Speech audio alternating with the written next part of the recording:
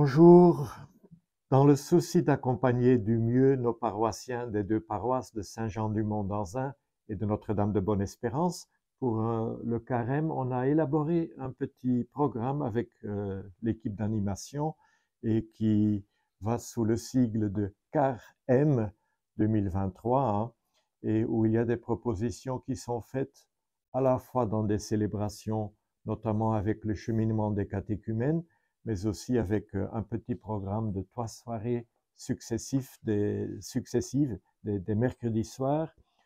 Et on m'a proposé de les présenter un peu pour vous donner envie, peut-être aussi, même venant d'ailleurs, parce que c'est sur le site du doyenné. Et ces 3 soirées qui se dérouleront le 15 mars, le 22 mars et le 29 mars présentent 3 thèmes. C'est des mercredis soirs, et le premier, ce serait une présentation un peu aussi et un débat d'un livre qui a fait qui a permis beaucoup de discussions sur Dieu, la science, les sciences, l'épreuve. Et il y a une paroissienne qui m'avait gentiment prêté le livre. Je l'ai lu avec beaucoup d'intérêt. Je me disais, ça vaut la peine peut-être de partager. Voilà. La deuxième soirée, le 22 mars, ce serait pour ne pas oublier qu'on est dans la démarche du synode, et nos deux paroisses n'avaient pas été très actives quand il y a eu la reprise en doyenné il y a quelques mois, et on voulait se rattraper pour ça en proposant encore une soirée sur le cheminement du synode, dans la démarche actuelle aussi en doyenné et dans l'actualité de nos paroisses.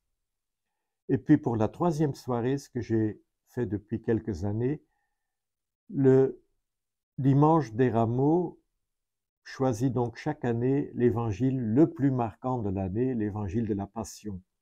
Cette année, c'est l'évangile selon Saint Matthieu, pardon. C'est une proposition que je fais pour qu'on lise ensemble cet évangile dans cette soirée du 29 mars, parce que ça vaut la peine de l'entendre alors, je dirais, avec des oreilles plus pointues peut-être, pour dire « Ah, on avait discuté de cet évangile ensemble et ça nous aide à mieux le comprendre ». C'est quand même l'un des évangiles les plus marquants de l'année, et notamment pour l'évangile de Matthieu, il y a des choses qu'on peut regarder ensemble si les gens veulent bien venir avec un prion en église ou avec leur Bible pour une petite lecture avec des explications. Voilà, ça c'est pour les 3 soirées. Et puis il y a d'autres propositions, comme notamment le fait d'associer la paroisse à la démarche aussi des 24 heures pour Dieu, le 17 et le 18 mars. On est en train d'élaborer un programme aussi pour nous occuper et donner ce temps au Seigneur, avec beaucoup d'autres paroisses, ça et là, qui sont entrées dans cette démarche.